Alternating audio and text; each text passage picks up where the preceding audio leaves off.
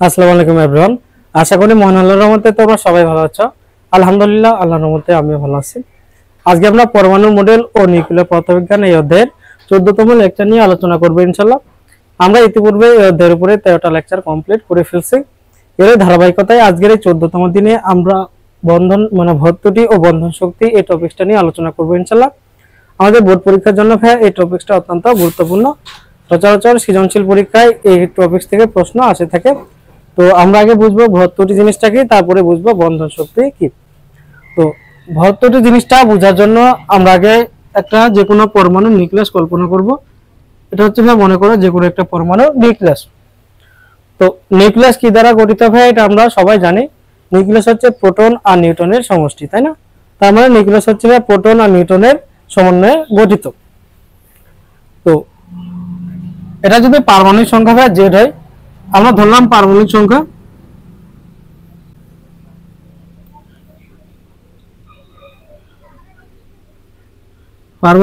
কত ফের আমরা ধরলাম যে, ঠিক আছে। আর ভর সংখ্যা হচ্ছে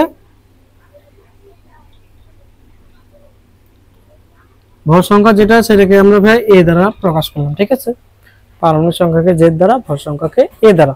তো নিউটন সংখ্যা কত হবে ভাই? তাহলে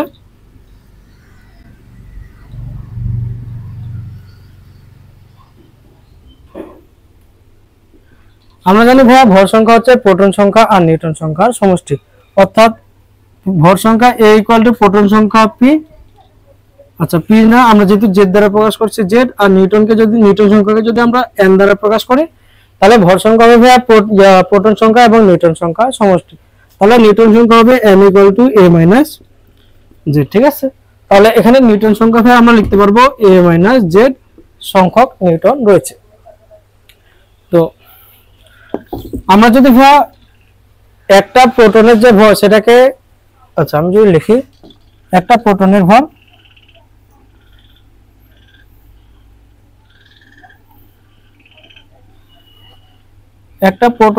আমরা m(p) দ্বারা প্রকাশ করলাম। অতএব z সংখ্যক প্রোটনের ভর হবে z * m(p)। একটার ভর যদি mp হয় তাহলে z সংখ্যক প্রোটনের ভর হবে z(mp)। আবার একটা নিউটনের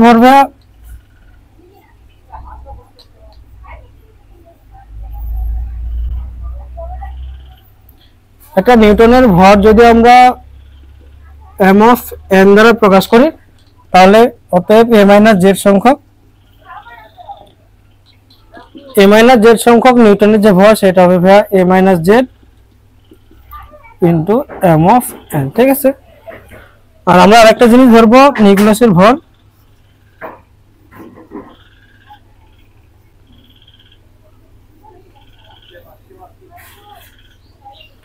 নিউক্লিয়াসের ভরকে আমরা m(n)u দ্বারা প্রকাশ করলাম। জাস্ট আমরা একটা নিউক্লিয়াসকে এভাবে প্রকাশ করছি। আমরা ধরছি এখানে z সংখ্যক প্রোটন রয়েছে বা পারমাণবিক সংখ্যা z, অর্থাৎ z সংখ্যক প্রোটন রয়েছে, আর ভর সংখ্যা a, নিউটন সংখ্যা হবে a - z। একটা প্রোটনের ভরকে আমরা mp দ্বারা প্রকাশ করছি, তাহলে z সংখ্যক প্রোটনের ভর হবে z * mp। আবার একটা নিউটনের ভরকে আমরা n দ্বারা প্রকাশ করছি, তাহলে a - z সংখ্যক নিউটনের যে ভর সেটা হবে a - z * m(n)। আবার নিউক্লিয়াসের ভরকে আমরা প্রকাশ করছি m(n)u দ্বারা। তো এখন যদি আমি নিউক্লিয়াসের ভর বের করতে চাই, তাহলে নিউক্লিয়াস যে সকল উপাদান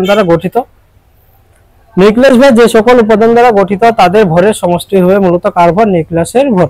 এটা স্বাভাবিক ঘটনা, তাই না? তাহলে নিউক্লিয়াস হচ্ছে z সংখ্যক প্রোটন এবং a - z সংখ্যক নিউটন দ্বারা গঠিত। তাই নিউক্লিয়াসের ভর কি হবে? তাহলে নিউক্লিয়াসের যে ভর সেটা কি হবে? সেটা হবে z সংখ্যক প্রোটনের ভর এবং a - z সংখ্যক নিউটনের ভরের সমষ্টি, তাই না?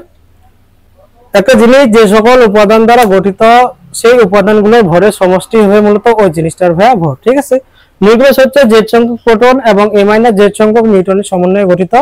তাই নিউক্লিয়াসের ভর হবে z সংখ্যক প্রোটনের ভর এবং a - z সংখ্যক নিউটনের ভরের সমষ্টির সমান। তাহলে m of nucleus = z of mp + plus A minus Z into M of N. কিন্তু ভাইয়া বাস্তবে যে জিনিসটা দেখা গেছে এটা স্বাভাবিক বা এটা হওয়া উচিত, কিন্তু বাস্তবে যে জিনিসটা দেখা গেছে সেটা হচ্ছে ভাইয়া নিউক্লিয়াসের যে ভর সেই ভরটা প্রোটন আর নিউট্রনের ভরের সমষ্টির তুলনায় কিছুটা কম হয়। মানে এই দুইটা ভরের সমষ্টি নিউক্লিয়াসের ভরের তুলনায় ভাইয়া বেশি হয়ে থাকে, যেটা বিজ্ঞানীরা পরীক্ষা করে দেখতে পেয়েছে। কেন এমন ঘটলো, নিশ্চয়ই এর পিছনে কোনো না কোনো লজিক রয়েছে। আচ্ছা, সেই লজিকটা নিয়ে আমরা এখন ভাই আলোচনা করব। আচ্ছা, আমি মুছলাম এটা।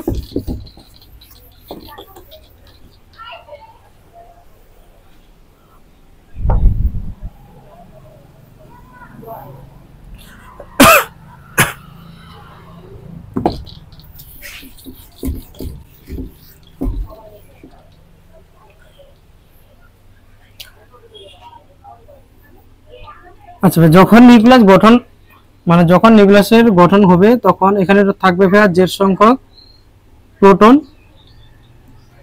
এবং এ মাইনাস জেড সংখ্যক ভাইয়া নিউট্রন। ঠিক আছে, জেড সংখ্যক প্রোটনের একটা নির্দিষ্ট পরিমাণে ভর রয়েছে, এ মাইনাস জেড সংখ্যক নিউট্রনেরও ভাইয়া নির্দিষ্ট ভর রয়েছে।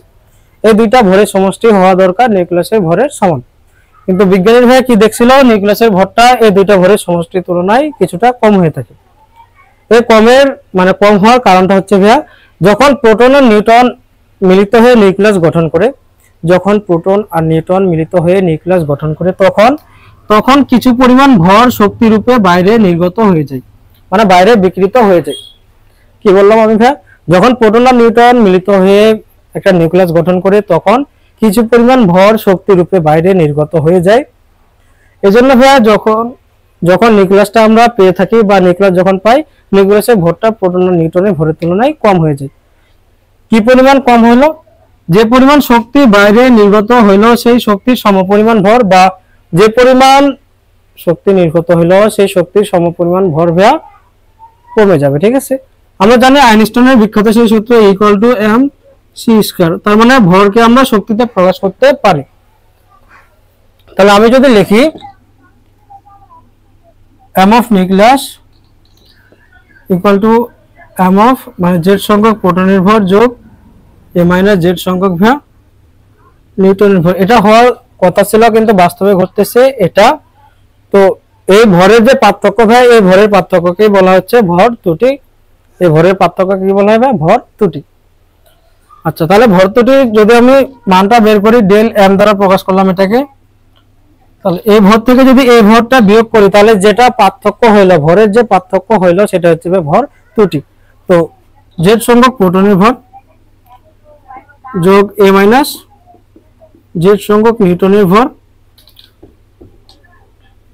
মাইনাস এম অফ কার ভর ভাই? নিউক্লিয়াসের ভর। এই যে সূত্রটা, এটা হচ্ছে ভাই কার সূত্র? ভর ত্রুটি বের করার যে ফর্মুলা, এটাই হচ্ছে সেই ফর্মুলা। ঠিক আছে, তাহলে ভর ত্রুটি ডেল এম দ্বারা প্রকাশ করা হচ্ছে, এটা সমান জেড অফ এমপি মানে প্রোটনের ভর যোগ নিউটনের ভর মাইনাস নিউক্লিয়াসের ভর। এই পার্থক্যটা হচ্ছে ভাই ভর ত্রুটি। আশা করি ভর ত্রুটি জিনিসটাকে আমরা বুঝতে পারছি। তো এখন যদি আমি অনুধাবনমূলক প্রশ্ন, যদি এই প্রশ্নটা আছে যে ভর ত্রুটি কাকে বলে ব্যাখ্যা করো, সংজ্ঞাটা যদি আমি দিতে চাই, তাহলে ভর ত্রুটির সংজ্ঞাটা হবে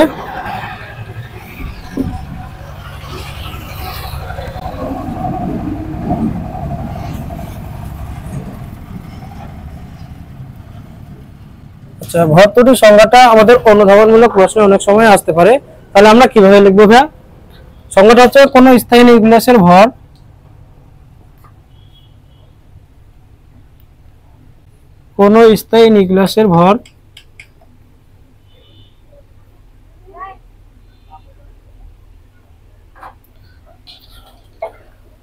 নিউক্লিয়াসটা অবশ্যই কি হওয়া লাগবে ভাই? স্থায়ী হওয়া লাগবে। অস্থায়ী নিউক্লিয়াস হলে কিন্তু এখানে হবে না।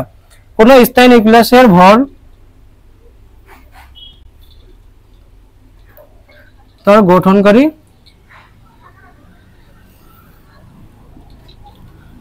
উপাদানগুলোর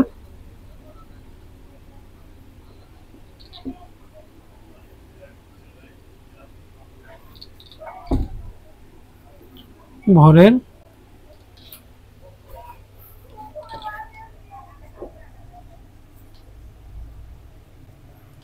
সমষ্টি অপেক্ষা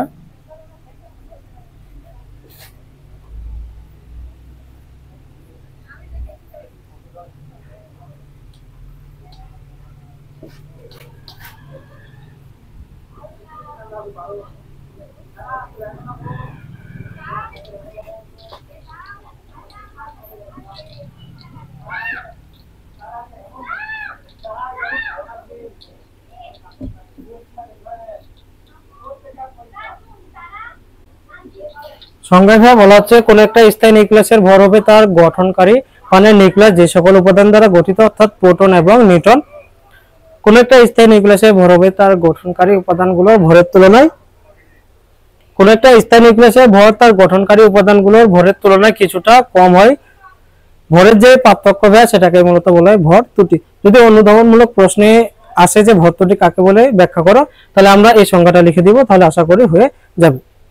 তাহলে ভর ত্রুটির যে সূত্রটা সেটা আমরা পাইলাম del M equal to Z সংখ্যক প্রোটনের ভর যোগ এ মাইনাস জেড সংখ্যক নিউটনের ভর মাইনাস এম অফ ভি নিউক্লিয়াসের ভর। আশা করি আমরা এই টপিকসটা সবাই বুঝতে পারছি। তো ভর ত্রুটি জিনিসটা নিয়ে আমরা আলোচনা করলাম। আচ্ছা, আমরা যখন অঙ্ক আসবে এই টপিক সম্পর্কিত যখন অঙ্ক আসবে তখন আমরা ভর ত্রুটি বের করব এই সূত্র দিয়ে। মনে করো ভর ত্রুটির একটা নির্দিষ্ট মান পেলাম, ঠিক আছে ভাই? আচ্ছা, বন্ধন শক্তি জিনিসটা হচ্ছে কি? বন্ধন শক্তি জিনিসটা হচ্ছে একে যদি আমরা ই দ্বারা প্রকাশ করি, এটা হচ্ছে ভাই ভর ত্রুটি del M into C square. এটা হচ্ছে ভাই মূলত বন্ধন শক্তির যে সূত্র সেটা। তো বন্ধন শক্তিকে যদি ই দ্বারা প্রকাশ করি সেটা সমান হচ্ছে ডেল এম মানে ভর ত্রুটি ইনটু সি মানে হচ্ছে ভাই আলোর বেগ। সি মানে কি? সি হচ্ছে ভাই আলোর বেগ। এটা অবশ্যই শূন্য মাধ্যমে এর মানটা হচ্ছে 3 ইনটু 10 পাওয়ার 8 এত মিটার পার সেকেন্ড, ঠিক আছে? তো বন্ধন শক্তি সূত্র যেটা সেটা হচ্ছে E equal to del M into C square. এখানে ডেল এম হচ্ছে ভাই কি বন্ধন ভর ত্রুটি আর সি হচ্ছে ভাই আলোর বেগ। এভাবে আমরা মূলত বন্ধন শক্তি যে মান সেটা বের করব। তাহলে আমাকে যদি প্রশ্ন ভাবে বন্ধন শক্তি বের করতে বলে তাহলে আমাকে অবশ্যই আগে কি বের করা লাগবে? ভর ত্রুটি বের করা লাগবে। ভর ত্রুটির মান যদি আমি পেয়ে যাই, এই সূত্র দিয়ে আমি ভর ত্রুটির মানটা পেয়ে যাব। তারপর এই সূত্রে আমি জাস্ট এই মানটা বসাবো, আর সি এর মানটা আমরা জানি সেটা হচ্ছে 3 ইনটু 10 পাওয়ার 8। তো এখানে যদি ক্যালকুলেশন করি তাহলে কিন্তু আমরা বন্ধন শক্তির যে মান সেটা আমরা পেয়ে যাব। তো আশা করি আমরা বন্ধন শক্তি মানে ভর ত্রুটি এবং বন্ধন শক্তি এই দুইটা টপিকস নিয়ে সবাই আমাদের মাঝে যে কনফিউশন ছিল সেটা ক্লিয়ার হয়েছে। আশা করি আমরা সবাই বুঝতে পারছি।